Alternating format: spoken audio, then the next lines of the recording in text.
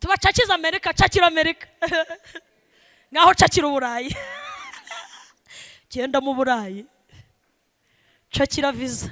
Yemwe bashane ibyo ni bito, ariko dore guhimbaza Imana gukenewe ni ukukubona mu cyumba cya Mukapotifari wafashe icyemezo umubwira ngo wa mugore we nubwo wambaye ubusa. Isi iranaga abajene bagacakira, iranaga ubusambanyi bagacakira, iranaga pornography bagacakira, iranaga abatinganyi bagacakira. Isi iranaga kandi ahantu isi igeze abajene barakora ibyaha bahembwa. Mu minsi ishize nabashije abajene nari ndimo ndigisha, ndababaza ngo mbese mwabajene mwe ubuzima bwawe bubaye filime waburebana n'ababyeyi bawe? Wereka kubajijishiriza mu majipo maremare, ureke kubajijishiriza mu bitambaro nk'ibi bya Joseline. Noneho tuzane bwa buzima bwo mwibanga, bashyire ekra hano. Byagenze bite? Wambara gute? Urya gute? Wizute? Ubaye i Kigali gute? Bigenda bite? Ushobora gusanga ari ubuzima bw'ibinyoma, ari ugupfundikanya waguriwe na Karori. Rimwe na rimwe kugira ngo bigerweho usanga binyura mu nzira z'ibyaha, kubera ko hari ubushobozi abantu bataragira. Hari abantu bajya bagira complexe z'ukuntu baremwe, cyane iyo defo ikunze kuba kuba mama n'abakobwa, nyine igitsina gore. Umukobwa yanze kunyurwa ajya kwiteresha inshinge ngazana amatayi bigenda bimushiramo atonyoka, arwara kanseri. Dore icyemezo cyiza torero ni uguhagarara imbere y'icyaha ukakibwira ngo njye naramaramaje kujya mu ijuru kandi sinzarekura. Kugira ngo abantu bahure n'ukuri kw'ijambo ry'Imana, kugira ngo bakire agakiza, amazina yabo yandikwe ntibazopfe rubi, ahubwo bahabwe ubugingo budashira. Hari uwundi ahari agomba guhaguruka, kuko nitwamara gutangura gusenga bizaba birangiye. Imana ishimwe cyane. Haguruka nawe, ndabona ukuboko hajya. Haguruka ku maguru abiri, haguruka ku maguru abiri, haguruke dusenge Imana. Amen. Hari uwundi ahari, hari uwundi ahari avuga ati nanjye ndumva icyaha mu mutima. Wibuke naho cyo bari cyakera ushihane. Imana ishimwe. Amen. Ubwira Imana uti Mwami Yesu mbabarira pe, jewe ndi umunyabyaha, kandi Imana yamara kukubabarira iraguha amahoro, iguha umunezero, niyamara kuguha ibyo byose n'imigisha yose yasezeraniye abera nawe ironka. Bega murashaka gutera intambuko mukaza hano imbere tugasenga Imana. Tera intambuko muze. Nawe ucicaye wumva wagira uve hasi, ntugire ubwoba, ntugire isoni. Paulo yavuze ati agakiza ntikantera isoni kuko ari ubushobozi. Nabona undi avuye hasi. Imana ibahezagire cyane. Ni byiza ijambo ry'Imana ngo ni cirore twirabamo. Iyo umuntu yiravyemwo aribona akamenya ko ari umunyabyaha wonyine akitahura, yamara kwitahura akabwira Imana ati mbabarira, ijuru rikanezerwa rikamanura imbabazi, ibyaha byose byari kuri we bigakugwaho, hanyuma ugasigara wera nka sheregi. Nta kintu na kimwe kiba kiriho kikwagiriza imbere y'Imana umaze kwihana no kwatura ukakira Umwami Yesu Kristo, ububaye icaremwe gishasha. Imana ibahezagire cyane. Karibu hano imbere. Nawe nimba ucicaye uze ndakurindiye, ndafise umwete wo kurindira. Imana ishimwe cyane. Ni byiza ko mbona abantu baciye bugufi bakumva ijambo ry'Imana bakihana. Reka imbere y'uko revera aza abasengere musubire muri ano majambo, muvuge muti uhoraho Mana ndagushimiye, numvise ijambo ryawe none riransinze. Jewe ndi umunyabyaha, nje imbere yawe ndasabye imbabazi. Mwami Yesu, Mwami Yesu, ndatura n'akanwa kanje yuko Yesu Kristo uri umwana w'Imana. Ndizera mu mutima ko wapfuye ukazuka mu bapfuye. Kuva uyu munsi Mwami Yesu nduguruye umutima wanje, ngwino umbere umwami n'umukiza w'ubugingo bwanje. Kuva uyu munsi mbicare mu gishasha, ibyaha byanje byose ndabisabiye imbabazi. Amaraso ya Yesu Kristo nanyoze, nanyeze, antunganye, kugira Mwami iyo umbonye umbone mu ishusho ry'umwana wawe. Urakoze, ndagushimiye kumbabariye, ndagushimiye ku izina ryanje kuva uyu munsi ryanditswe mu gitabo cy'ubugingo. Ndagushimiye kwaho uzozira gutora ishengero ryawe uri kusoma amazina y'abera, naje ryanje rizoheza rikaba ririmwo, nzokumva maze ndakwitabe tujane nawe. Ndagushimiye ko mbaye mu gitigiri cy'abazohanagurwa amosozi twaririye mu isi. Ndagushimiye ko mbaye mu gitigiri cy'abatoranijwe kuzoragwa ubwami bw'Imana. Urakoze mwami, urakoze nyeningabo, urakoze uhoraho. Icyubahiro, inganji, ubukuru no gukomera byose n'iby'uhoraho nsenze nizeye mu izina ry'umwami n'umukiza wacu Yesu Kristo, amen. Sibyo narose intebe 5 za prudence. Hari ibitewe mu cyaro, ibitewe mu giturage batwara mu inyanya. Murabyibuka izo ntebe 5 zuzuye prudence batoraguye muri iyo shyamba.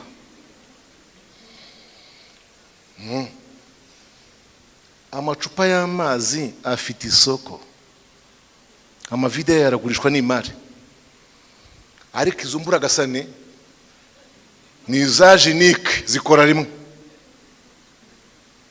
Niyo mpamvu ari byo bishingwe byabonetse muri iyo shyamba. Ishyamba rikorerwamo iki? Risengerwamo. Icyo kirahita kibereka ikibazo Imana ifite mu bigendanye n'agakiza. Ninde yigeze intumwa zake zihuha abantu ngo bagwe? Ba Petero, ba Yohana, ba Andrea, mwarayibabonye ko? Mwarigeze mubona babwira abantu ngo gura amavuta muje kwisiga tubahumano? Babwira abantu mu ijambo ryo gutegeka ririmo ububasha bw'Imana. Ikimwe ati haguruka mu izina rya Yesu Kristo ugende. Iyo bita ngo ni mu mashamba bajya gusengeramo. Nababwira vapase ari igihugu kimwe muri bitubana ntukurirwa ndavuga izina kubw'impamvu z'imibano. Imana ishimwe cyane. Baherutse kuja kuraba aya masengesho abere y'ingene ameze. Ibyo basanze ari umugesera. Begeranije amakapote imifuko 12 ibiroro. Makapote yakoze. Ayo masengesho basengera mu makapote n'amasengesho yabo. Byarabaye. Sibyo narose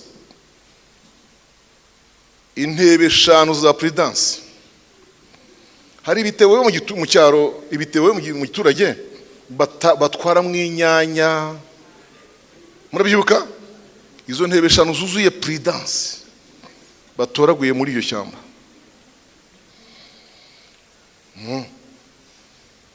Amacupa y'amazi afite isoko, amavide yaragurishwa n'imari, ariko izo mburagasane ni za genike zikora rimwe. Niyo mpamvu ari byo bishingwe byabonetse muri iyo shyamba. Ishyamba rikorerwamo iki? Risengerwamo. Icyo kirahita kibereka ikibazo Imana ifite mu bigendanye n'agakiza. Ubu noneho natangwe kubona basonesha n'impuzu nk'iz'abapilote, abana nk'iz'abagenerali. Cyabagenda bakikujwe n'ibindi bihungu nyene biri seriye byagiye. Umuntu akinjira mu isengero nyene ari entushap. Undi ugasanga n'uhafisa n'abapolisi bareye bagenda n'abavuze inkoho ndende na ngufiye. Ukibaza none apotre none afise ikibazo nyabaki? Ahubwo amamenyesha makuru muzuje kutubariza barya abantu. Umutekano wabo uri mu kaga kuva ryari? Wo kwigisha abantu ukurinda kw'Imana gute kandi nawe urinzwe n'abanyamubiri.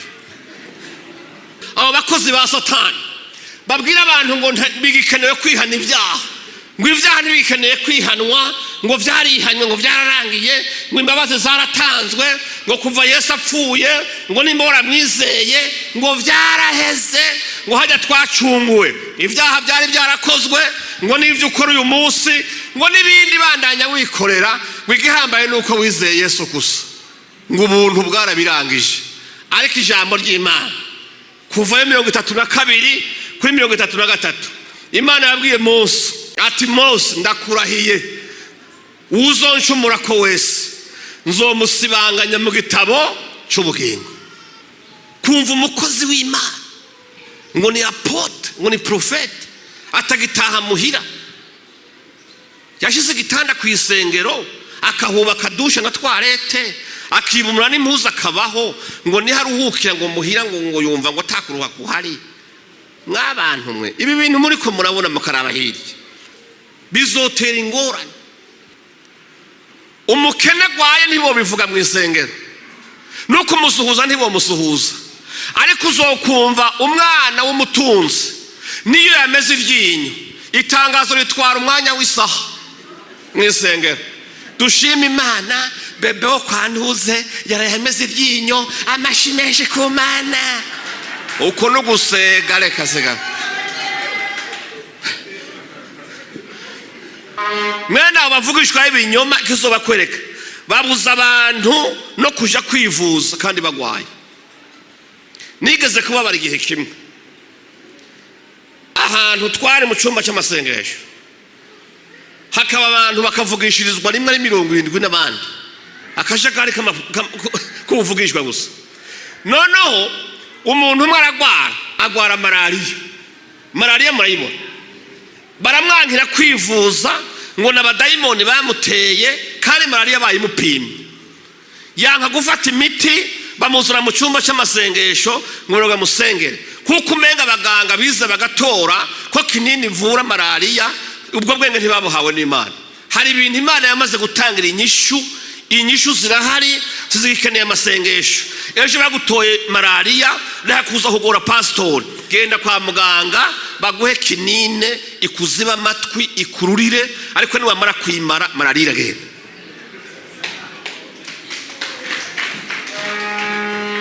Niko bimeze. Umuntu baramuzana kugezaho amaso atangura gusa na vere agira insuffisance renale ngo babone ntakinyagaza agira apfa bavuga ngo nibamwirukane kwa muganga. Ageze kwa muganga bamwakiriye umuntu yamaze gucikana yicwa na malariya kubera ubupfu bw'abantu bigango nabavugishwa. Amen. Babuza abantu kumvikana. Ubuvugishwa bw'uno munsi buri ko busambura imiryango. Iyo bavugishwa huye n'umugore bamuteranya n'umugabo ubuzima bugahinduka mu rugo ahantu hari urukundo hari ukwizerana bakaza bakabesha umuntu bamara kumubesha bakamusaba n'ibyo batunze abagore bagasahura ingo ibyo abagabo baruhiye bakabishira bavugishwa ibinyoma abagabo batabizi akamara amaza n'ubigeza kujana imodoka. Ubwo muzi umugabo ugira gurira imodoka umugore ivyo yaba yabize muzi ngana bayavunitse amamiliyoni aja gusenga ataha n'ibisi imodoka yayitanze muri ko Imana yavuze. Umugabo yamubaza ati ewe sheri gute imodoka yagwaye ngo nyine sheri ngo Imana ngo yavuze yampaye yavuze iki amwumvisha yuko bahawe umugisha yuko Imana yabavugize ko ibintu mugabo iravuga ati uko bigenda kose umukozi w'Imana agenda n'imodoka ishaje Imana ivuga yuko ndamuha ya modoka. Imana yi umugabo aravuga ati sa ariko uwo mugabo naramwemeye hari abagabo b'intwari pe Imana ishimwe cyane. Aravuga ati hoki rero ugiye kunyereka aho Imana iri kirayinyongera ndayibaze ko ariyo byavuganye. Aragenda ashika mu biro kuwo muvugishwa y'ibinyoma aravuga tumviza rero shaka twumvikana nimba wahenze umugore wanje je nzige navunitse ndondere iyo modoka iyo Mana yawe yakubwiye ivyo yibwire yuko nasa niko ntakiyanje. Hego umugore aravuga ati oya sheri ibintu ikurakora ntibishoboka Imana iraturandura ati reka abo twarabahinyuwe ntibikunda turibwe hama wamagara ngo urumva ngo jewe ngo ntibayihaye jewe ngo bayihaye Imana ngo nikimenyamenya ngo kontake ngo yashyize mu giseke ngo ari aye ngo ahera ngo nuja kwitora ngo mugabo ngo Imana ikagukubita ngo ntumbaze ati subizayo. Aragenda ngo nitirabwo bamugiriye ngo ntiyoyitora, ashira mu giseke asubiza hahandi. Umugabo aragura ikibido bamara kuza bakabaganiza mu ducupa duto bagacagira ngo habonetse amavuta y'ibitangaza ngo yavuye muri Isirayeli ngo urumva ngo yashize mu itu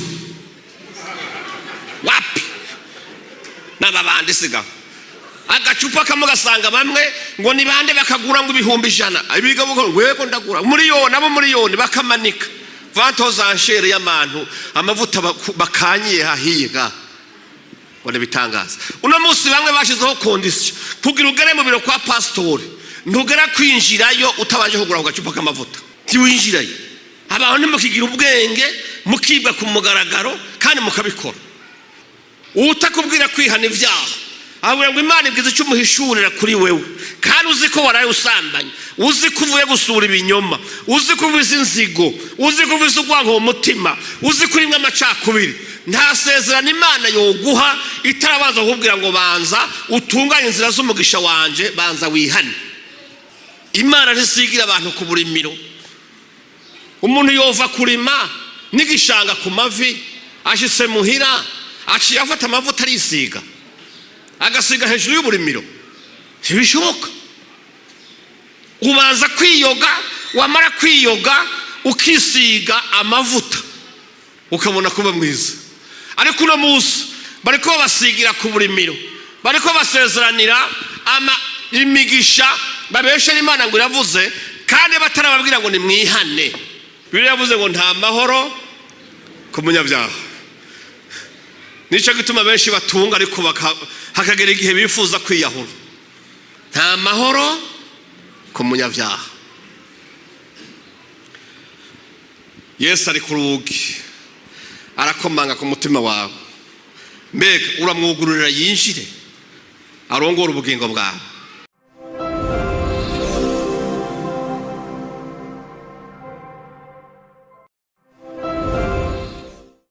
Imbere yuko dusoma ijambo ry'Imana hari ubutumwa mfise bwa mwene data yari amaze iminsi yiteze kwimukira mu gihugu cya Amerika. Amazina yiwe yose sindayazi, bakunda kumwita Mututsi. Murabona umugabo muremure yirabura yahora yicara hari. Imana ishimwe cyane. Ejo yarampamagara muri we yeme aravuga ati dusezerere ishengero ngo mwabanye neza kandi bazokomeza kwibuka urugendo mwagendanye mu gakiza. Imana ishimwe. Twari twiyumviye nuko twoja kumuherekeza, mugabo amategeko yawe yeme ndetse n'ay'igihugu bifatanije ntibyemera kubera yangwara y'akaranda y'inkende. Banka yuko ibipimo bapimwe hogira ikibivangira bashike ari bazima. Imana ishimwe. Ubwo rero mu basengere baje kugenda mu kanya. Imana ibahugira ikirere ciza. Iyo bagiye Imana izobabe hafi. Kuja muri Amerika ni vyiza, kuja i Burayi ni vyiza n'ahandi hose, ariko iyo migabane mwumva yateye imbere tiyateye imbere muri kimwe gusa, no mu vyaha n'ubugome bwa Satani. Niho nyene yafashe kirindiro, ihafise position centrale. Ngira muzi ko n'ishengero rya mbere ryitiriwe ishengero rya Satani riri muri New York muri Amerika. Niho maze kuryumva honyine ku mugaragaro biranditse, bavuga ati hano dusenga Satani mwiza, ni mu ngoro ya Satani. Murumva aho hantu bagiye bakwiye gusengerwa cyane. Nukuri kubona umuntu abayo akiyumvira gukorera Imana n'ubuntu bw'Imana. Amen. Musi umwe nageze mu Bubiligi, hanyuma rero ndiko ndazunguruka mu mabarabara, sinzi ahantu nciye mbona urubarabara ruva gushika hariya mwitenga. rw'ibiyo ahantu badandariza indaya. Murabona muri ville kujya badaraza amatelefone bayapanga mu kabati k'ibiyo, wasanga indaya yose yicayeyo yambaye ubusa iri ku gatebe hariko amanimero n'amanimero. Jewe nkibaza ko ari bipupe, sinibaza ko abantu wa ndarengana ndavyo gutya nkabona birabuja. Uwo turi kumwe ndamubaza nti bijya bipupe ko ari binini binini ni gute? Ati reka bambwira rero ingene bigenda. Abashaka izo ndaya uragenda ukazungurutsa amaso, uwo washimye ukagenda kuri reception hariya ukariha, ukavuga uti nashimye uwo mukadirisha nimero 2 cyangwa 3. Barakubaza bati none uratahana cyangwa ugirira hajya nyene? Ibiciro biratandukanye.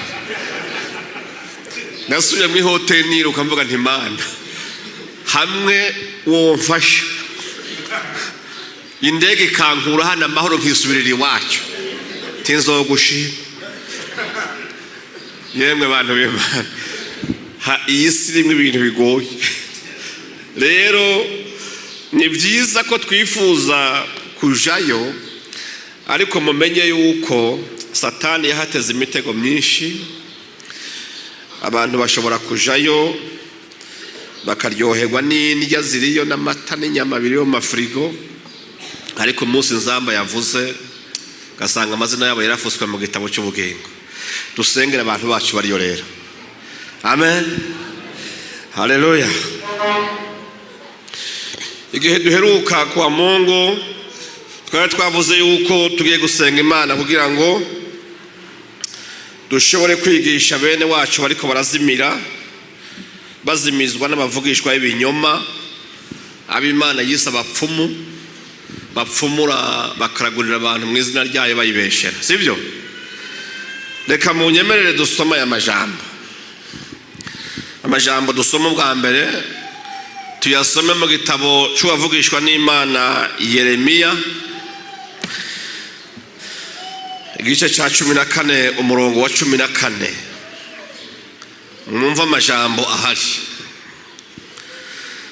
Uhoraho aranyishura ati, abo bapfumu bavuga ibinyoma mu izina ryanje, sinabatumye, ntaco nabategetse, ntaco nababariye, babarotorera ibyo beretswe by'ibinyoma, indagu, ibitagira ikimazi n'ububeshi bwo mu mitima yabo.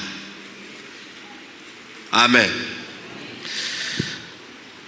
Dusoma aho nyere muri Yeremiya igice cya 23,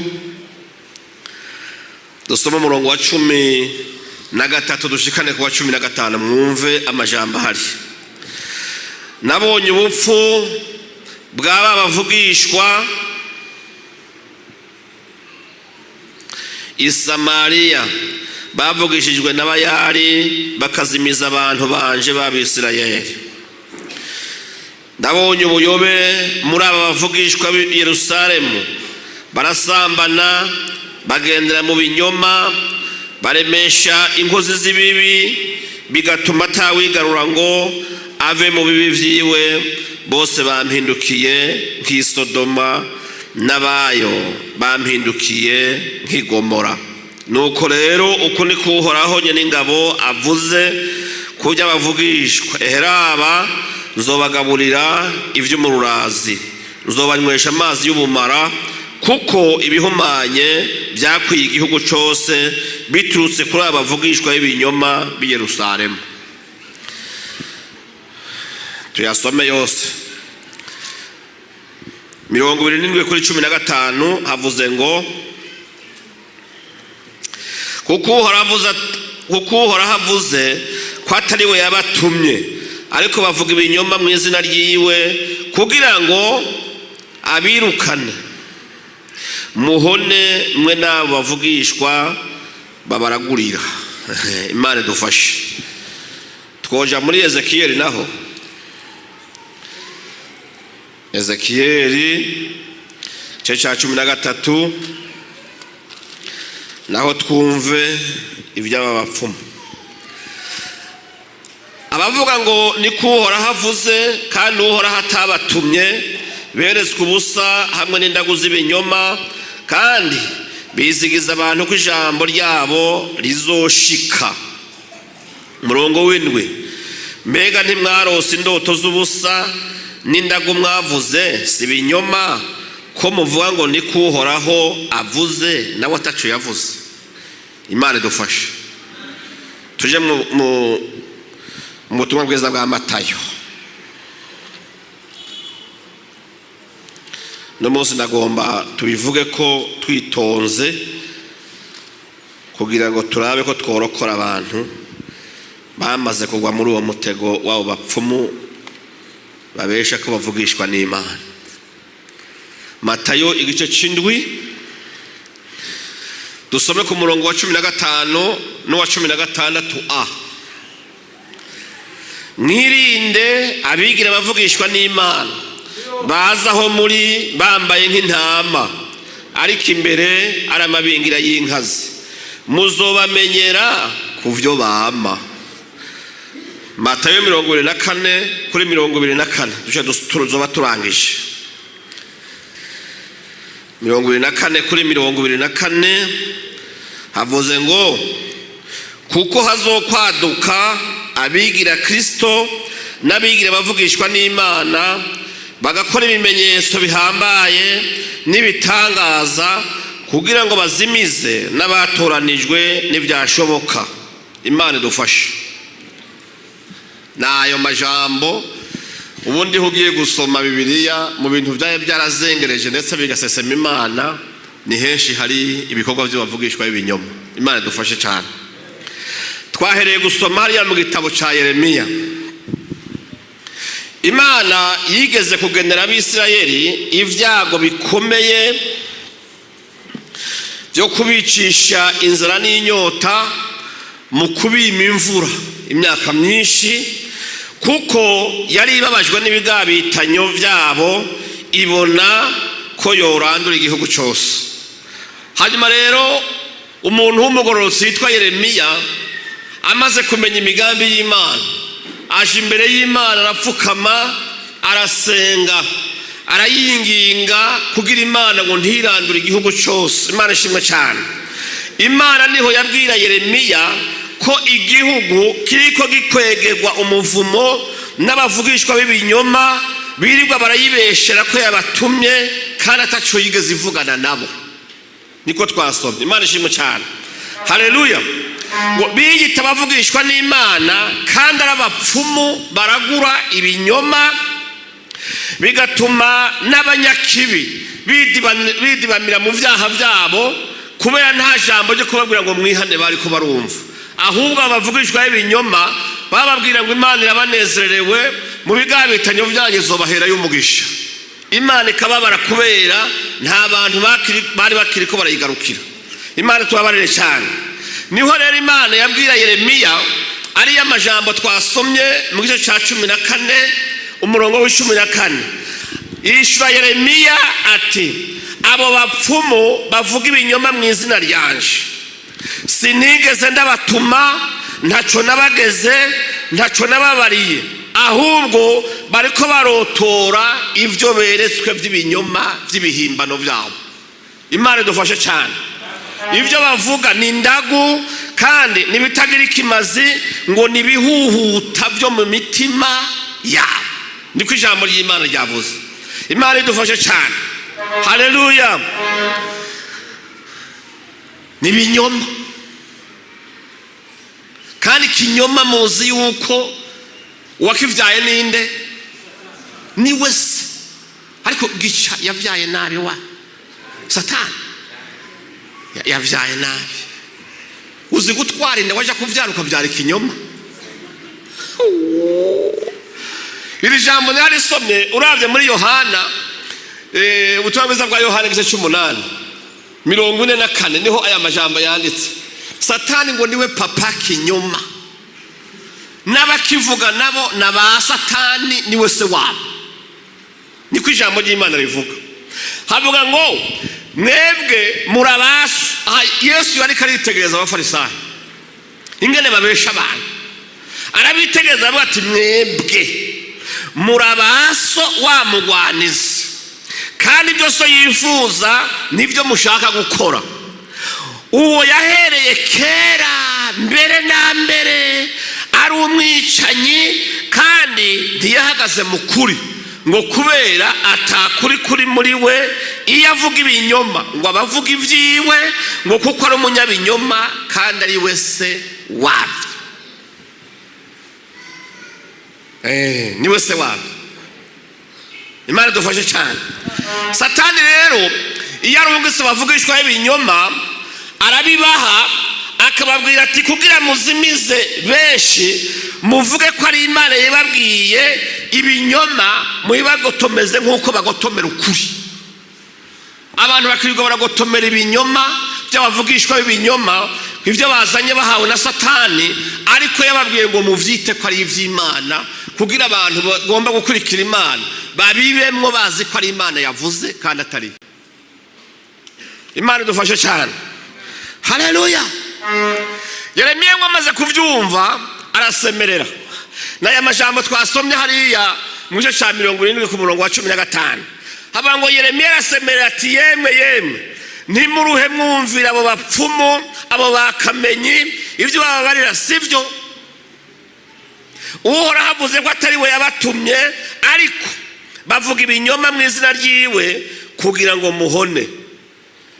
Ezekiel yavuze ngo 13 ku murongo wa 6 yavuze ngo bavuga ngo ni kuhora hagize kandi uhoraho atabatumye, beretswe ubusa, beretswe indagu z'ibinyoma, kandi bizigiza abantu ko ijambo ryabo rizoshika.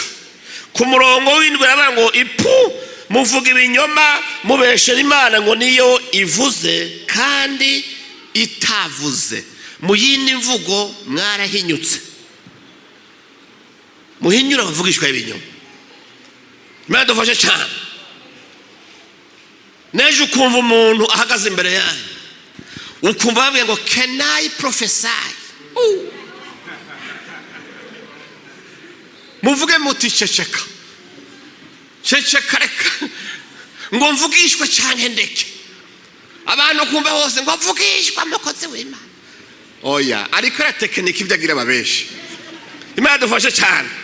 Hari nabo numvise ngo bamaze guprograma ngo hari isaha y'ubuvugishwa. Iyo saha irabaho. Umuntu yomenya ngo saa 6 ndavugishwa. Yabibwiwe nawe. Abavugishwa bose uko tubazi muri Bibiriya bivuga ngo mwene w'Imana yabaza ko kabushungwe. Amen. Bakavugishwa ivy'Imana igomba ko babwira abantu. Hanyuma ikindi nacyo, Imana ishobora gucisha ubuvugishwa bwayo mu mutima utejejwe, mu mutima wanduye, ntibikunda. Imana dufashe cyane. Haleluya. Rero Yuda yarabaposomye neza, arabamurika, arabatubwira nibyo ngene nababwira. Abavugishwa ibinyoma ingene muzobamenya yarabivuze neza Yuda. Yuda pana wa mubandi. Yuda wundi igitabo cya Yuda. Imana ishimwe cyane. Haleluya. Yarabavuze ngo mwebwe twarabahinyuye ngo muri vyubirizi mwisangira ry'urukundo. Ivyubirizi. Icyakabiri ngo murabungere biragira ubwanyu, nta mpuhwe z'intama mufise. Kandi koko umuvugishwa nta mpuhwe agira, w'ibinyoma nta mpuhwe z'umuntu agira. Wapi? Aravuga ngo muri inshirasoni, ngo muri bicu bitagira amazi, musunikwa n'imiyaga, muri biti birumvye, muri mipfunda ibimba ifuro ribi, muri nyenyeri ziyerera zibikiye umuzitanya ibihe bidashira. Umviriza uko umwami wacu Yesu yabivuze rero mu gice cy'indwi. Imana ishimwe cyane. Muri Matayo 16 aravuga ngo abigira bavugishwa n'Imana baza iyo muri bambaye nk'intama, ariko imbere aramabingira y'inkazi. iyo avuze ngo amabingira ni imbwa z'inyeshamba zitagira ikigongwe, yabagereranije n'ibibwa byo mu ishyamba bitanta buri cyo bahuye byose. Imana dufashe cyane, haleluya. Aba ngo n'imbwa zo mu ishyamba, amabingira y'inkazi muzobamenyera ku byo bama. Nguje guhishura Yesaya muri 56 ku murongo w'10 n'uwa 11 iravuga ngo abungere bameze uko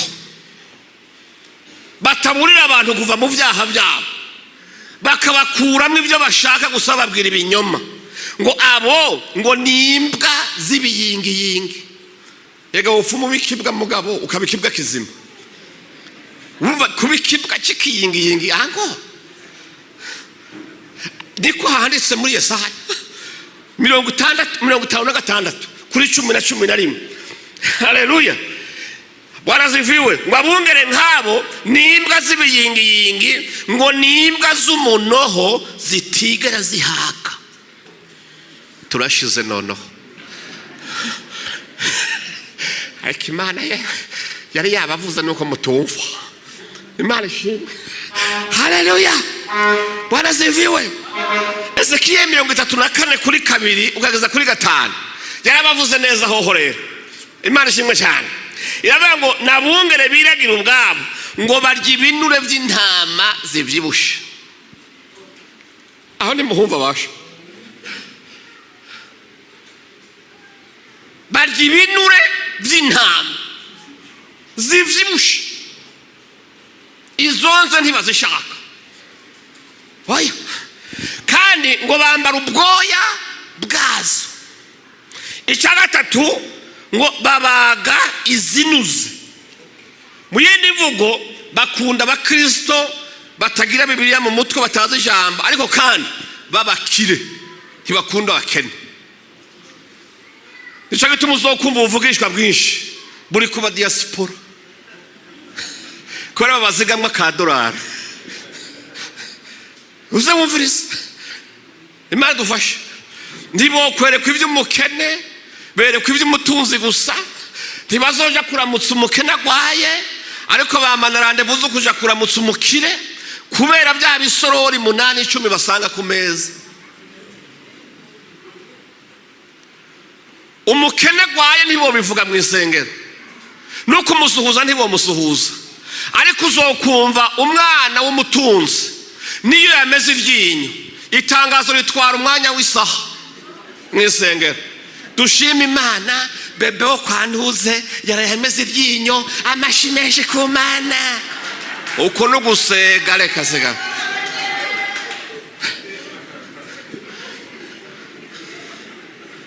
Ko no gusega. Imana idufashe cyane. Uzurabe n'umukene yapfuye mu isengero, mwe nabo bungere ntibaje kumuhamba, batuma badiyakone n'abavuga butumwa, genda muhambe. Ariko umukire yapfa, kubera babona umupfakazi bazosigara baramurya neza, n'ibisigaye babibonye. Niba batanga porogaramu y'ibirori byo kuzoshingurana iteka, ariko mwanya guhabwa n'Imana mwe. Amen. Usome ngo ntibakunda intama idakomeye, ntibavuza n'intama igwaye, abakene ntibabakeneye. Amen. Pawulo ngo yandikira ab'Ikorinto mu gice cya 2, mu cete cya 2 igice cya 2 umurongo wa 17 aravuga ngo kuko twebwe tidushobora kumera nka babandi badandarisha ijambo ry'Imana, ariko tuvuga nk'abatagira ubugunge. Hari abandi ijambo ry'Imana ryahindutse ikidandazwa, baradandaza, badandaza amasengesho. Ubu hari amatarife y'imitwaro ingana isumbasumbanya uburemere. Hari imitwaro mitoya bosengera aha, hari n'iyindi bakubwira ko ikeneye itike y'indege izobajana kuri Prayer Mountain mu Buganda, bazokenera ingene bagenda kamembe bitwaje akantu bakaguhabije ngo niho bazoja kuvuganira n'Imana ngo Imana ino ntiyovyumva. Imisozi y'amasengesho Imana bayitserezo ntikigira network hano, ariko Imana yumvise Yona ariko asengera ibwina mu kiyaga ari no mu nda y'ifi, yoreka aho kumva uri gusengera mu cyumba wawe.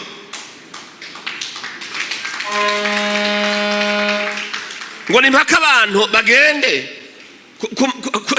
ku misozi badandaza imihezagiro, ibyaha babirihisha amande, ibyo bita impongano, batangisha amande abanyabyaha, kandi abanyabyaha basikenera kwihana gusa bikaba birarangiye. Indoto zabo barazidandaza, yakurose ejo mu gitondo avyuka iwabo atizana ikimaze cy'ishimwe naraye ndarota, kandi mukayamuha. Imana dufashe cyane. Haleluya. Ubuvugishwa bwabo buragugwa, abandi badandaza amazi y'umugisha mu masengero, abandi ngo amavuta y'ibitangaza, amavuta baje kugura muri ville y'amawuki hajye, bakagugura ikibido, bamara kuza bakabaganiza mu ducupa duto duto, bagacagira ngo habonetse amavuta y'ibitangaza, ngo yavuye muri Isirayeli, ngo urumva ngo yashize mu itu wapi n'abandi siga agacupa kamugasanga bamwe ngo ni bande bakagura ngo 100,000, abiga ngo wego ndagura miliyoni, abo miliyoni bakamanika vantoza anshere y'abantu amavuta bakanyiye hahiga wone bitangaza. Uno munsi bamwe bashizeho condition kugira ugere mu biro kwa pasteur, ntugera kwinjirayo utabanje kugura agacupa k'amavuta, tiwinjirayo. Babahinduye ibigugu, abantu mukigira ubwenge, mukibwa ku mugaragaro kandi mukabikora. Imana dufashe cyane. Haleluya. Wanazifiwe. Paulo aravuga rero ngo twebwe ntushobora kumera nk'ababandi badandarisha ijambo ry'Imana kirigugwa. Ibikorwa dukora by'Imana ntibirihishwa. Niba ufise ubushobozi bwo gusengera abagwayi, nta minervare warishe, ntiwagiye ku ishuri ngo uvuye ngo byaranduhije, n'ubuntu Imana ahugiriye guha umuhamagaro guha n'ubwo mubasha. Iravuga ngo ndabibahereye ubusa muzobitangira ubundi. Soma Matayo 10 ku murongo w'8 n'uw'9. Yesu yabwiye intumwa ziwe abaze kuzicagura neza, aravuga ngo nimugende mukiza abagwayi, muzure n'abapfuye, mukize abanyamibembe, musende abadayimoni, mubihere ubusa namwe mubitangire ubundi. Ababigurisha babiranguye mu isoko iri, amakontenere yavyo yashitse ryari, badedubanye hehe, batanga amakori kugira ngo tumenye yuko tubagurira. Umudandaza wese akeneye kugira registre de commerce na NIF, siko wa Imana idufashe. Aba nibo bonona ishengero, abapagani n'abandi batangura kuribona uko ritari, ariko haragowe abantu batukisha iby'Imana kandi iby'Imana ari ibyo giciro. Umufilozofi w'umuzayigwa yizayire isiga mu butu iyi yitwa Vumbi yo Kamudimbe, niwe bamubajije bati sigura ishengero icyo ari cyo, duhe definition y'ishengero twumve. Yari umufilozofi babona ko aciye ubwenge, ngo yitegereza amaze kugendura abona ibikorerwamwo, aravuga ngo l'église c'est une entreprise derrière laquelle se cachent les commerçants pour vendre les sacrements. Abarahejeje ukuri kw'Imana ati ni entreprise. Abadaraza bamwe binyegejemwe kugira badandaze amasakaramentu. Niyo definition Vumbi yo Kamudimbe yatanze, kandi ntiwoje kumurenganya, niko yari yabibonye. Imana dufashe cyane. Haleluya. Paulo amaze kubwira abanyekorinto, agasoma mu gitabo cy'ibyakozwe n'intumwa, 20 kuri 34 35 arababwira atumbiriza rero ubwanyu muranzi kwaya maboko yanje yankenurana ibyo nkenye nabo turi kumwe nabahaye akarorero ko kugira gute ko gukora ko mu butame bwanyu ariho itunga rizova mukaba abafasha n'abadakomeye mugabo abandi itunga babwira ngo murarishakira ndakagarutse ko kacakira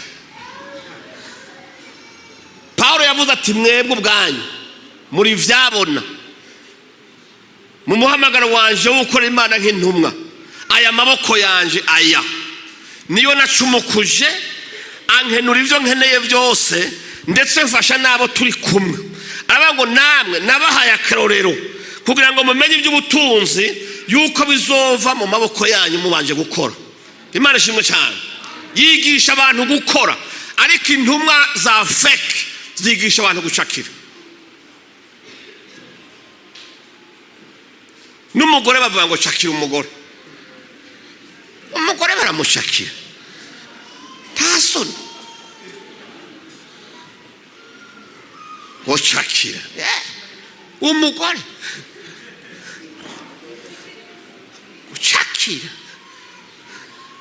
umugore ubanza kumushima sha kandi ubanza kumushima ndakurahiye umugore akaba yorosha gutora urarara amajoro n'amajoro utekinike ingene aho uzotangurira kumuvugisha uramuresha umaze kumuresha ugaheza ukamusaba abavyeyi ugakwa ukamurongora nawe namwe muracakira mufata ku nguvu shakira abagore beza batetra chakiye pokeya sema baba umugore mwiza ubonye ukamucakira ngo ni mukwizera ubwo bwiza afise uzigarama byatwaye uri umushomeri ntukora ntacyo ugomba guhereza iminwe ngo ucumukure uronke amafaranga ugombye gucakira ubwo bwiza umubonanye wibaza ko ata amafaranga bwatwaye niwamushika ni wawe azoguma ari mwiza zijya zara nta mafaranga zitwara tujya dushatse tumeze kujya nta mafaranga sibyo aya mavuta n'ako kabiri wibaza ngo oya umugore ntibamucakira umugore uramushima wamara kugira ubushobozi bwo kubona ko ushobora kumutunga ugasaba Imana utifasha ndamuresha nyemera b'umugore wanje naye handi hoho gushakira muzocakira ibihumbwa mucakira ibintu bitari byo kora Imana tubabarire cyane haleluya mwenda bavugishwa ibinyoma kizoba kwereka babuza abantu no kuja kwivuza kandi bagwaye nigeze kubabara igihe kimwe ahantu twari mu cyumba cy'amasengesho hakaba abantu bakavugishirizwa rimwe ari 70 n'abandi akajagari kuvugishwa gusa noneho umuntu umwe agwara malariya murayibona baramwankira kwivuza ngo n'abadayimoni bamuteye kandi malariya bayimupimye yanka gufata imiti bamuzura mu cyumba cy'amasengesho ngo bamusengere kuko umenga abaganga bize bagatora ko kinini vura malariya ubwo bwenge ntibabuhawe n'Imana.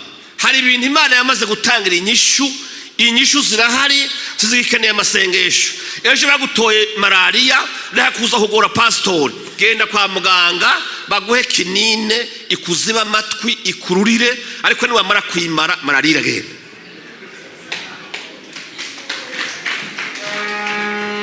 Niko bimeze. Umuntu baramuzana kugezaho amaso atangura gusa na vere agira insuffisance renale ngo babone ntakinyagaza agira apfa bavuga ngo nibamwirukane kwa muganga ageze kwa muganga bamwakiriye umuntu yamaze gucikana yicwa na malariya kubera ubupfu bw'abantu bivuga ngo nabavugishwa. Amen. Babuza abantu kumvikana ubuvugishwa bw'uno munsi buriko busambura imiryango. Iyo bavugishwa huye n'umugore bamuteranya n'umugabo ubuzima bugahinduka mu rugo ahantu hari urukundo hari ukwizerana bakaza bakabesha umuntu, bamara kumubesha bakamusaba n'ibyo batunze, abagore bagasahura ingo, ibyo abagabo baruhiye bakabishira bavugishwa ibinyoma, abagabo batabizi. Akamara amaza n'ubigeze kujana imodoka. Ubwo muzi umugabo ugira gurira imodoka umugore ivyo yaba yabize. Muzi ngene aba yavunitse amamiliyoni aja gusenga ataha n'ibisi,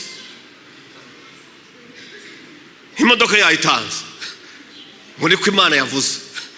Umugabo yamubaza ati ewe sheri gute imodoka yagwaye? ngo nyine sheri, ngo Imana ngo yavuze. Yampaye yavuze iki? Amwumvisha yuko bahawe umugisha, yuko Imana yabavugize ko ibintu. Mugabo iravuga ati uko bigenda kose umukozi w'Imana agenda n'imodoka ishaje, Imana ivuga yuko ndamuha ya modoka. Imana yihe? Umugabo aravuga ati sa, ariko uwo mugabo naramwemeye. Hari abagabo b'intwari pe, Imana ishimwe cyane. Aravuga ati hoki rero ugiye kunyereka aho Imana iri kirayinyongera, ndayibaze ko ariyo byavuganye. Aragenda ashika mu biro kuwo muvugishwa y'ibinyoma, aravuga ati umviza rero shaka twumvikana. Nimba wahenze umugore wanje, je nzige navunitse ndondera iyo modoka. Iyo Mana yawe yakubwiye ivyo, yibwire yuko nasa niko ntakiyanje. Hego umugore aravuga ati oya sheri ibintu ikurakora ntibishoboka, Imana iraturandura. Ati reka abo twarabahinyuwe ntibikunda, turibwe. Hama wamagara ngo urumva ngo jewe ngo ntibayihaye jewe ngo bayihaye Imana ngo nikimenyamenya ngo kontake ngo yeze mu giseke ngo ari aye ngo ahera ngo nuja kwitora ngo mugabo ngo Imana ikagukubita ngo ntumbaze. Ati subizayo. Aragenda ngo nitarabwo bamugiriye ngo ntiyoyitora, ashira mu giseke asubiza hahandi. Umugabo araza arakirumura, atora ikontake, yatse imodoka yiwe ariyigira. Uruvugishwa rw'inyuma rusubira rufite amaso. Umugabo ntiyahomvye, ntaco Imana yamugize, yabandanije ahezagirwa kubera yabaye intwari, agwana nabo bambuzi, asubira ku vy'Imana rero amuhaye. Ntimukibwe imigisha yanyu ngo niko Imana yavuze.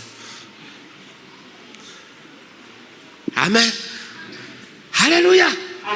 Abavugishwa b'ibinyoma babuza abantu bubatse kwiyubaka. Mwemu w'Imana ntasambura abantu, mwemu w'Imana arunga, mwemu w'Imana arumvikanisha, azana imbabazi. Ariko uno munsi hariho abantu batacumvira abagabo kubera ngo niko umuvugishwa yavuze. Bakore ko Imana Munsi umwe ibintu byo kuvugishwa basha twobivuga ntitwofata naho twomara umwaka n'abasazi. Ukuri kwimatara abasazi.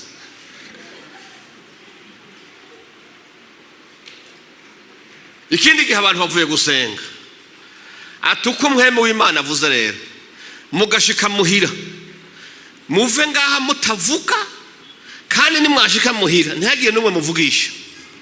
Icya kabiri, nta n'umwe umunsi arara mu gitanda mu cyumba, mwemu w'Imana avuze ngo murara muri salo. Abantu bati amen, baragenda. Abagore ngo bashika muhira ntibaramutsa abagabo, ntibavugaga. Bati yewe mama naka ni gute?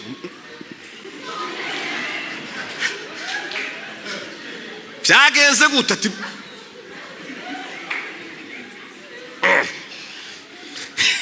ibi bintu ni biki? Ko umugore yagiye avuga akabagaza atavuga niki? Bati yewe none wageze ngorane zihe? Haraho hakabwira abana ati gira mubaze mama wanjye ibingorane zabaye. Bashika bati amasaha yo kuja kuryama aragera, abagabo baja kuryama. Ahamagara umugore wapi? Amase muri sala ngo niko Imana yavuze.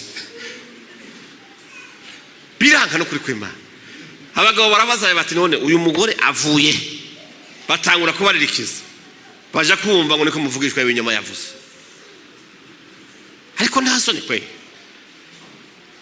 Kandi muri abo bamwe barize bafise n'amadiplome, bafise n'ubuzima bukomeye, mugabo umuntu aramuziritse, ibibazo birabaye mu rugo, ngo niko Imana yavuze. Kandi umwami dusenga ni umwami w'amahoro. Imana idufashe cyane. Haleluya. Babuza abantu kwisengera kuko bavuze ko nibabasengera babasaba amafaranga. Ntibatinya gusambanya n'abayoboke babo. Ibi byo muri ino minsi byasaze. Mwabagabo muri vision, mureke ndababwira akakantu, mukazokumva ejo twenga hano ntabyo tuzogira. Imana ishimwe cyane. Umugore akubwira ngo tuvise amasengesho y'ukurarayo, ngo niko profete yavuze, tuzi umurekure. Niwa mwemerera naho muzogene mujanye.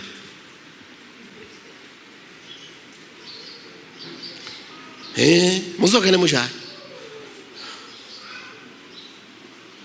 Ibintu byo gusiga batagaburiye abagabo badashashe bitana ngo bariruse ku isengero ngo Imana yavuze ngo amasengesho ngo y'ukurarayo ngo niko naka yavuze. Wapi. Aha hantu bariko barahakomerekera, buza abantu banyu kujayo. Imana dufashe cyane. Ubu ho haduse bitangaza aho abantu mwenabo uno munsi bazanye bitanda ku isengero. Nukuri kw'Imana. Kumva umukozi w'Imana ngo ni apotre, ngo ni profete, atagitaha muhira, yashize igitanda ku isengero, akahubaka dushe na toilette, akibumura n'impuzu akabaho, ngo ni haruhukira ngo muhira ngo yumva ngo takuruha kuhari. Mwabantu mwe, ibi bintu muri ko murabona mukaraba hirya. Imana dufashe cyane. Haleluya. Bizotera ingorane. Ejo muzoja gusengeshereza abana mutavyaye, baba batize babita banyu kandi rero babavyaye.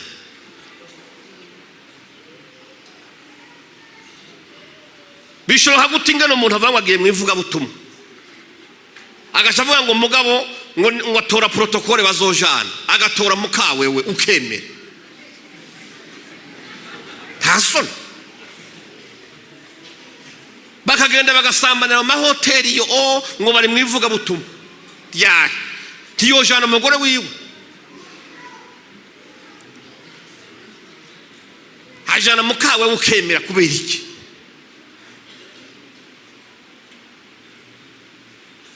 Iyo bita ngo ni mu mashamba baje gusengeramo. Nababwira vapase ari igihugu kimwe muri bitubana, ntukurirwa ndavuga izina kubw'impamvu z'imibano. Imana ishimwe cyane. Baherutse kuja kuraba aya masengesho abere y'ingene ameze. Ibyo basanze ari umugesera. Begeranije amakapote imifuko 12 ibiroro, makapote yakoze. Aya masengesho basengera mu makapote n'amasengesho yabo byarabaye. Abantu kumva bafashwe bariko bagiye gukoroza amada y'abana b'abanyeshuri, abana b'abaririmbyi.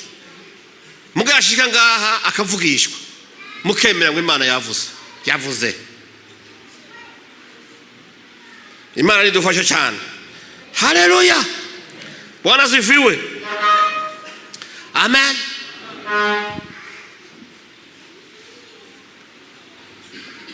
Abana nabo bisakaje ku ivyubahiro, abagarde de corps, ba bodyguard,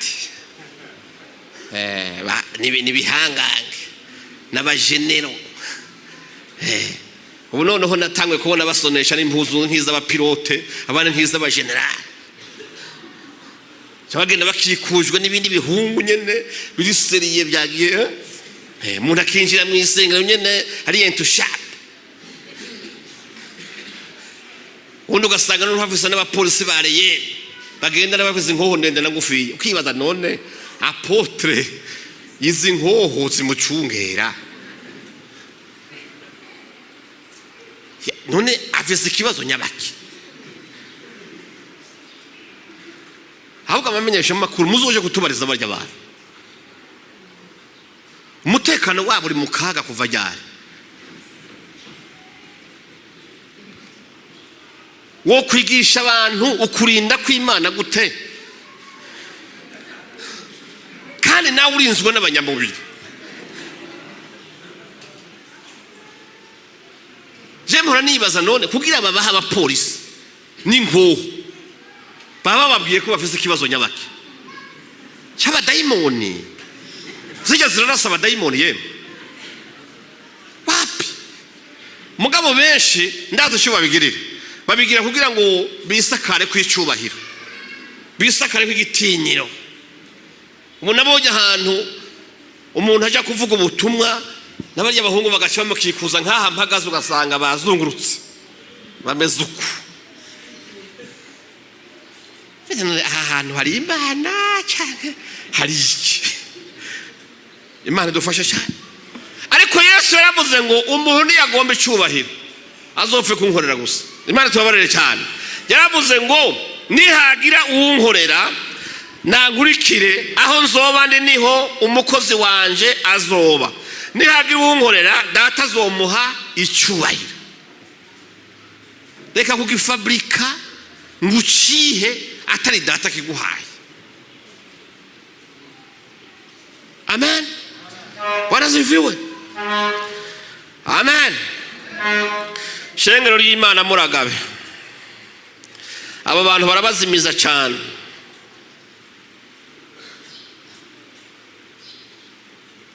Ubutumwa buvugwa atari ubutumwa bwo kubwira abantu ngo bihane ibyaha. Bukirirwa bucakiza abantu imigisha gusa, kandi mu bisanzwe iyo migisha yabo itoga naho yorurukira kuko bacafuye imitima yabo yandujwe n'ibyaha bakora. Bazomera nk'abi Yerusalemu. Imana yagombye kubarandura kubera abavugishwa y'ibinyoma bababwira ubutumwa bukubaremeshereza mu bibi barimwo, bikabananira kwihana, ahubwo bakihana, ahubwo bakitega imigisha. Imana ishimwe cyane. Yandikiye Abanyakorinto kabiri icete cya kabiri kuri 11, 13 na 15. Aravuga ngo abameze batyo ni intumwa z'ibinyoma, abameze batyo n'abakozi bagunga, abameze batyo n'abigira intumwa za Kristo. Aravuga rero ngo ivyo rero ntibibatangaze kuko na Satani yigira umumarayika w'umucyo. Ngo sikigoye rero ko abakozi biwe nabone bigira nk'abakozi bo kugororoka. Muhunge kuko iherezo ryabo rizohwana n'ibikorwa byabo. Burya ubutumwa ntibwigeze buhinduka. Icyahindutse ni intumwa gusa. Kandi ubutumwa ntibuzigera buhinduka, ariko intumwa zishobora guhindagurika. Yohana Mubatizi Imana yamuhaye teme yigishako. Iyo teme na Yesu aje ntiyayihinduye, n'igihe mpemu yamanutse ntiyayihinduye. Ijambo ryagumye ari ryarindi, kwihana. Usome muri Matayo 3:2, Yohana Mubatizi abwira abantu ngo ni mwihane kuko ubwami bw'Imana buri hafi. Ihane. Yarinze arangiza ministeri kugeza apfa, ntiyigeze yigisha irindi jambo. Yabwira abanyabyaha kwihana kugira ngo bazokwinjire mu bwami bw'Imana. Yesu igihe atangura kwigisha muri Matayo 4:17, nawe navuga ngo ni mwihane kuko ubwami bw'Imana buri hafi. Imana ishimwe cyane. Mwemu yera ngo amanuke, bari mu cyumba cyo hejuru bamaze kuzura ubushobozi. Mu Byakozwe n'Intumwa igice cya 2:38, Petero amaze gusohoka, ishengero riri rikabategera ribaba ibyo ingene bameze kubera bakayangana buzuye mwemu yera. Petero baramubaza ati tugire gute? Tiyigeze ahindura. Yababwiye ngo ni mwihane kuko ubwami bw'Imana buri hafi. Nimwamara kwihana muraheza muronke ubushobozi. Matayo ngo yandike muri 6:33, aravuga ngo nimubanze murondera ubwami bw'Imana n'ukugororoka kwayo, ibisigaye byose muzobihabwa nk'inyongera. Icyatumye umukiza aza kubambwa Tikwari kugira abantu baze barabwirwa ibi byo gucakira imigisha n'ibindi. Kwari kugira ngo ubugingo bwabo burokoke. Abamwizeye ntibapfa urupfu rubi. Imana tubabarire cyane. Ahubwo baronka ubugingo budashira. Imana ishimwe cyane. Agakiza kazanwa no kumva ijambo ry'Imana. Amen. Usanga ikibazo cy'Abaroma 10:17 hariho ijambo rivuga ngo ukwemera kuva ku kumva no kumva kuzanwa n'ijambo rya Kristo. Samajido. Harabona amashengero abantu bakubitwa amajido. Pagatemba. None mwareka sengera abantu. Kumbe ibihungu bimuhagaze inyuma. Byamaze kugufata isentire ngaha. Yakishimere gusakura gutya bikaba gukubisa igendra hasi. Ngo hari ubushobozi bw'iki. Imana idufashe cyane. Amen. Abantu bagakubitwa makofi. Ngo niho hari ubushobozi. Ubushobozi buba mu ijambo ry'Imana. Ijambo ry'Imana. Imana ishimwe cyane. Haleluya. Ninde yigeze abona intumwa za kera zikubita abantu? Ninde yigeze abona intumwa za kera zihuha abantu ngo bagwe? Ba Petero, ba Yohana, ba Andrea mwarayibabonye ko? Mwarigeze mubona babwira abantu ngo gura amavuta muje kwisiga tubahumano?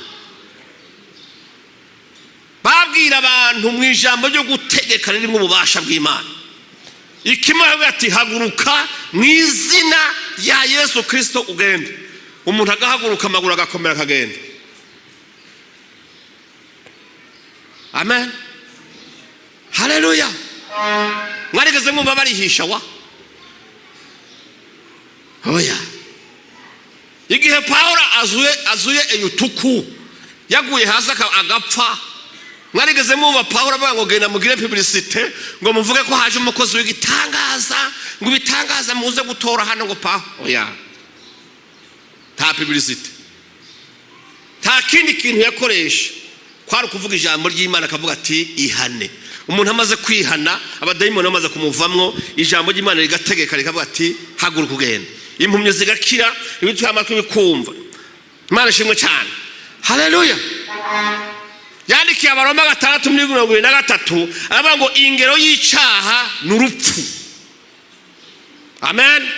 Ngo ariko ingabire y'Imana n'ubugingo budashira bubonekera muri Kristo Yesu umwami wacu. Uwo ni washobora gukora igitangaza mu buzima bwawe. Haleluya. Niwe ukwizera. Utakubwira kwihana ibyaha. Ahubwo ngo Imana ibwiza icyo umuhishurira kuri wewe. Kandi uzi ko waraye usambanye, uzi ko uvuye gusura ibinyoma, uzi ko uvuze inzigo, uzi ko uvuze urwango mu mutima, uzi ko urimwe amacakubiri. Nta sezerano Imana yoguha itarabanza kukubwira ngo banza utunganye inzira z'umugisha wanje, banza wihane. Imana ntisigira abantu ku burimiro. Amen. Uburimiro murabuzi mwebwe? Umuntu yova kurima n'igishanga ku mavi ashitse muhira aciye afata amavuta arisiga agasiga hejuru y'uburimiro. Ntibishoboka. Ubanza kwiyoga, wamara kwiyoga ukisiga amavuta ukabona kuba mwiza. Ariko uno munsi bariko basigira ku burimiro, bariko basezeranira imigisha babeshe Imana ngo iravuze kandi batarababwira ngo ni mwihane. Mwemu w'Imana yoba gute mu mutima wanduye? Ntibishoboka. Mwemu w'Imana muzi mu bigereranyo bamuha agereranywa n'inuma kenshi, sivyo? Inuma muzi igihe Nowa umwuzure umaze guhera ku isi, abantu b'abanyabyaha baratekiye. Yabanje kurekura intumwa zibiri kugira ngo zije kumurabira ku isi ko hagishobora kuba abantu bigakunda zigarukana amakuru.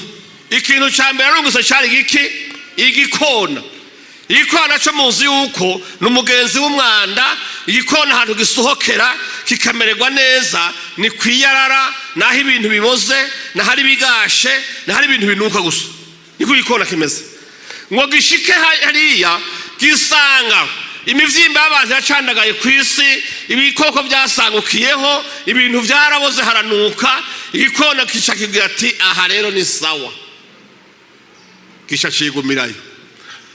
Nowa ngo abibone aravuga ngo ubwo igikona kitagarutse tiharagera ko umuntu yobayo ni habi. Mu nyuma rungu ikinuma rero, inuma ni igikoko kiri fidele. Uzura inuma no mu bintu byerekeye kwigisha abubatsi, Imana shimwe cyane, iyo bari kubavuga fidelite y'umuntu batakarura ku numa. Inuma nturigera uzibona zigendana ari zitatu, jamais. Inuma uzosanga ari zibiri, yigenzi yayipfuye izogenda ari imwe, iri fidele. Hanyuma rero inuma igiranye na mpwemu yera ngo imare kugenda isanga ibisangutse ku isi bikiboze biracariho, mugabo kameme hari utwatsi dutanguye gututuza, dutanguye kwera. Inuma ngo ibura ahantu ishinga ikirenge, kuko mpwemu w'Imana ntaba ahantu handuye.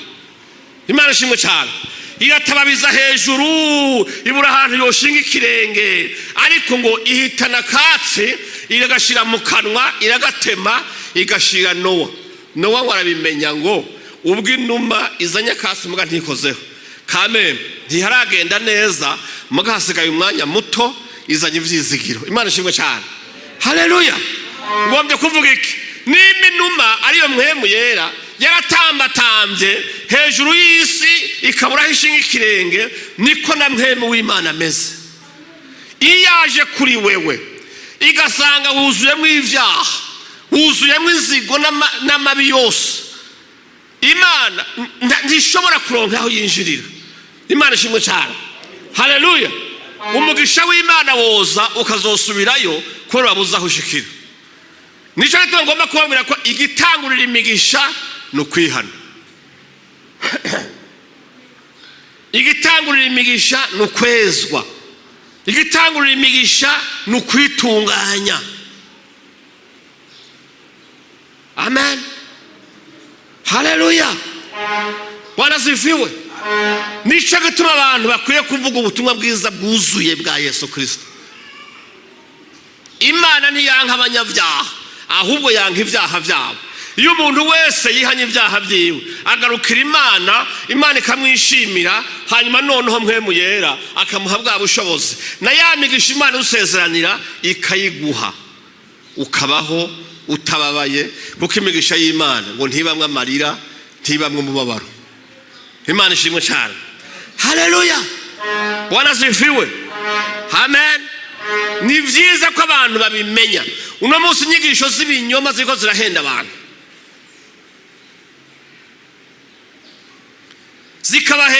zibahendesha ibyo bagura. Bo bari muri commerce bariko baradandaza. Amen. Ariko namwe ubugingo bwanyu buri hehe? Buri mu kaga. Hunga abo bantu mucumva ubutumwa bwiza. Amen.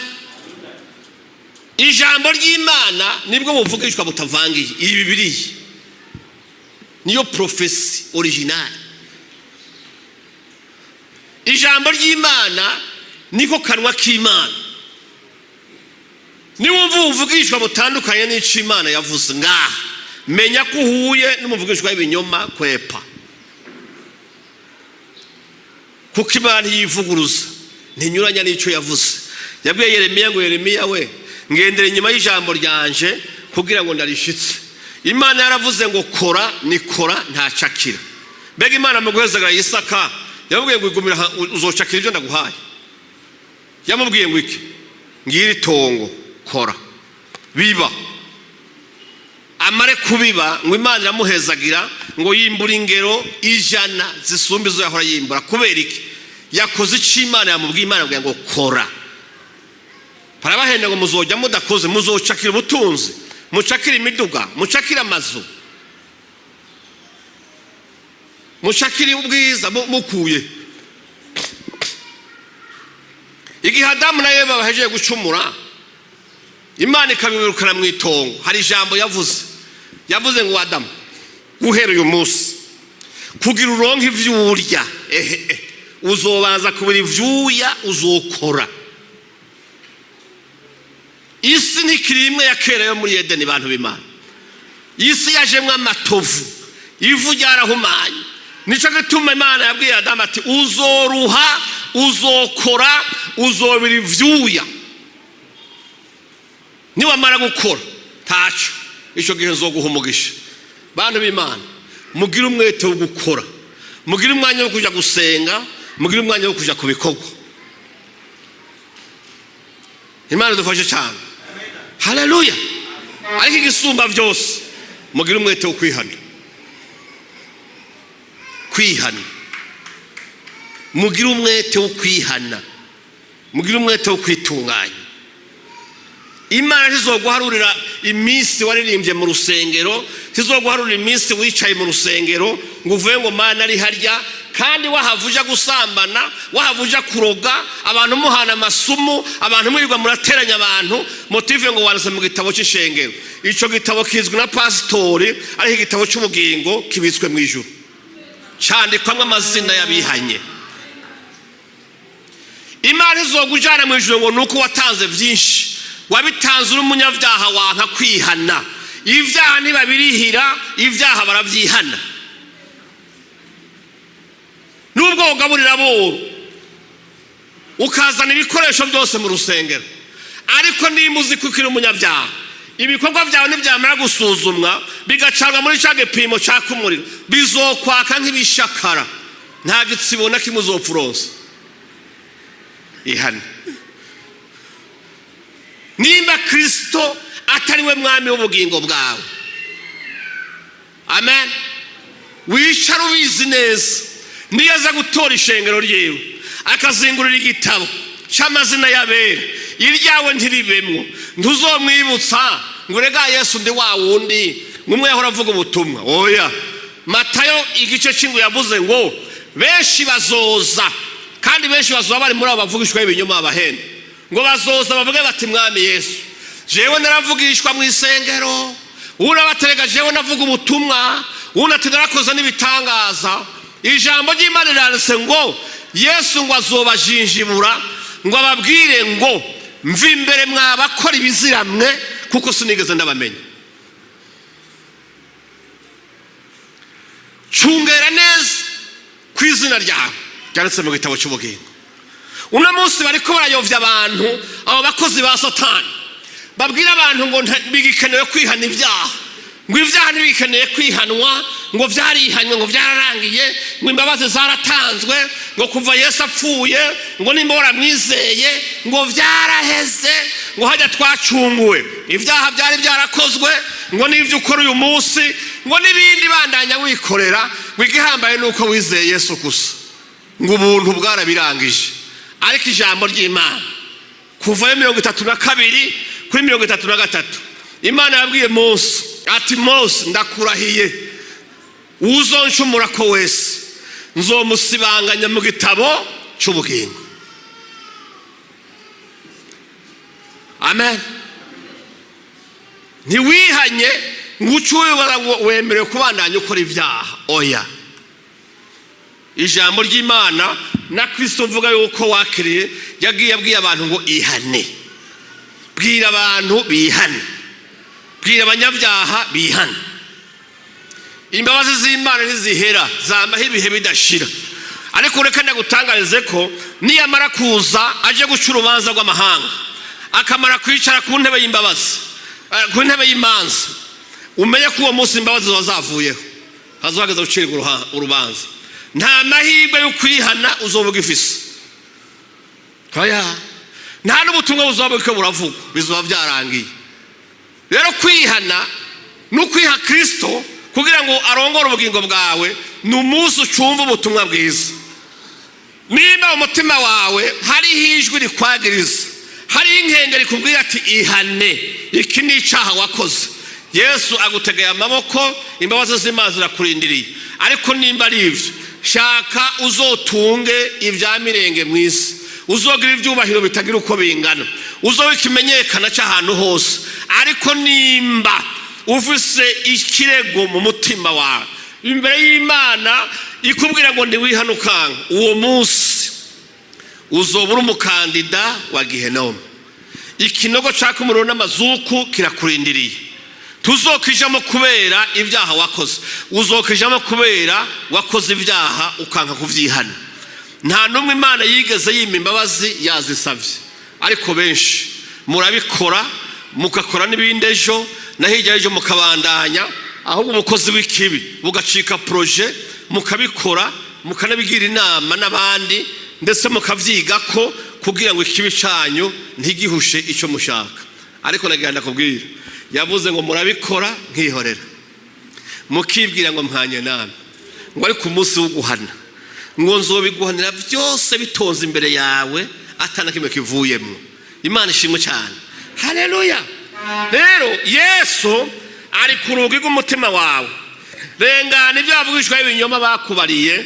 Nimba uzi ko hari icyaha kiri mu mutima wawe, nimba uzi ko hari icyaha wakoze, reka ndakubwire icyaha wakoze kizokubuza.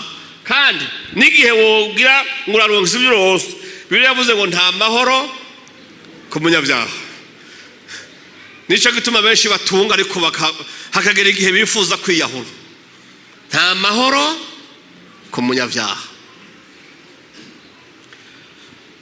Yesu ari ku rugi arakomanga ku mutima wawe. Mbega uramwugururira yinjire arongora ubugingo bwawe. Ari ku rugi aravuga ngo ugurura ninjire, ariko arakomanga. Ninde yumva iryo jwi rikomanga ku mutima wiwe bati ugurura umwami yinjire akubohore aguha imbabazi aganze ubugingo bwawe. Hendera kubwiye nimba hari duze ikiganza dusenge Imana. Dusenge Imana.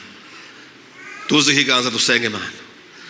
Wowe uvuga uti ngomba kwakira Yesu Kristo nk'umwami n'umukiza uyu munsi.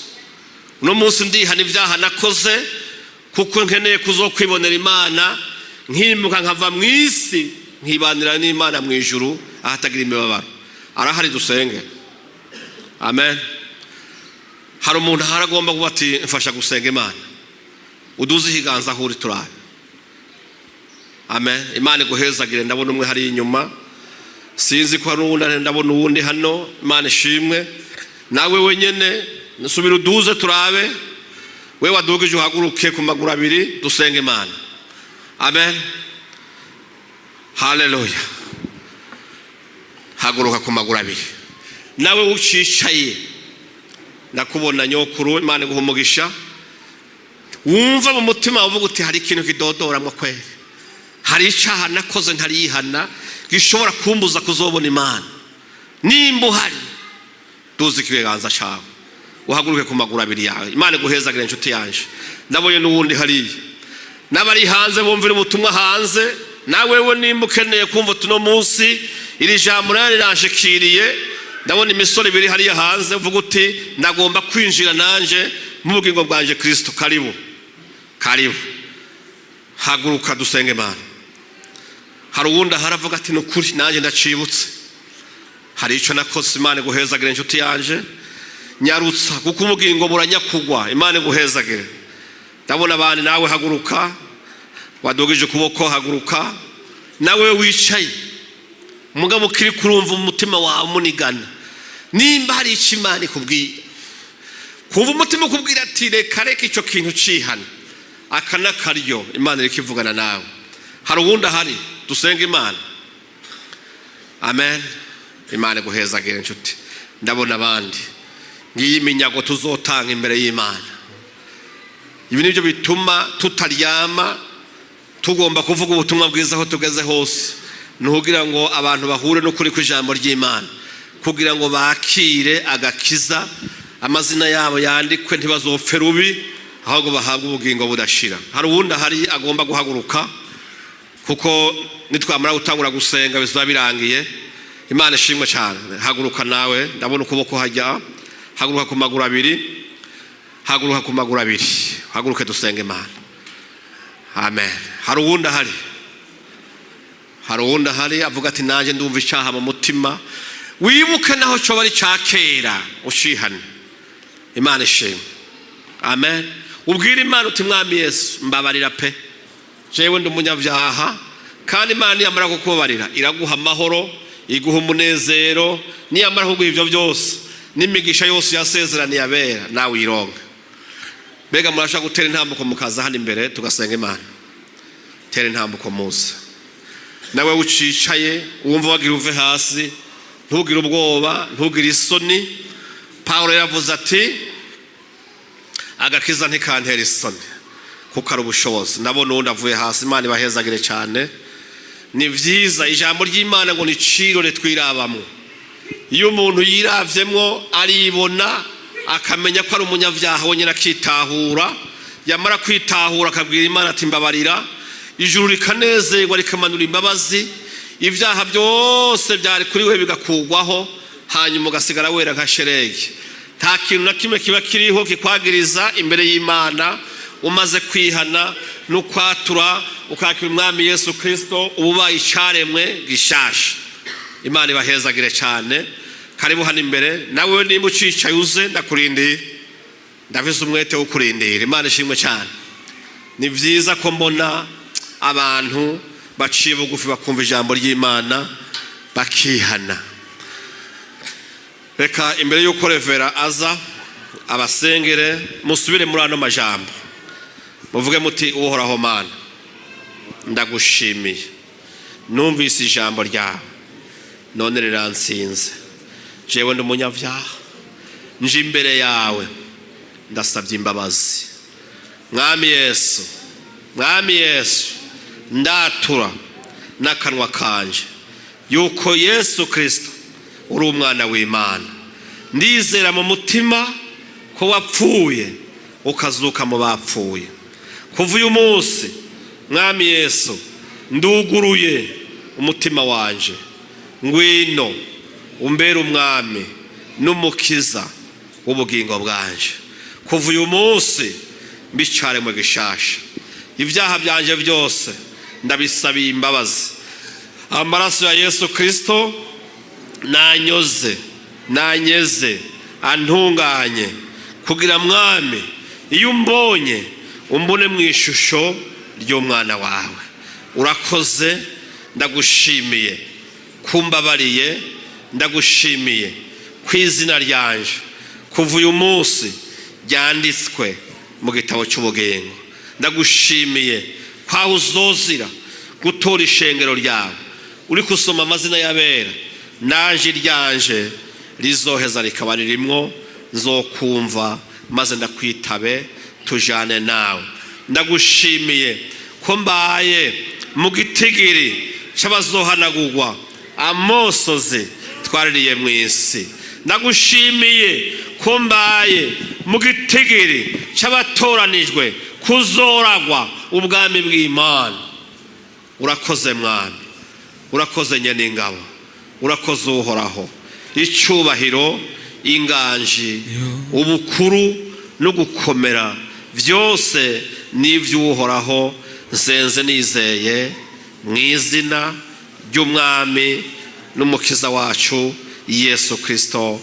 Amen. Sibyo narose intebe 5 za prudence. Hari bitewe mu cyaro, ibitewe mu giturage batwara mu inyanya, murabyibuka? Izo ntebe 5 zuzuye prudence batoraguye muri iyo shyamba.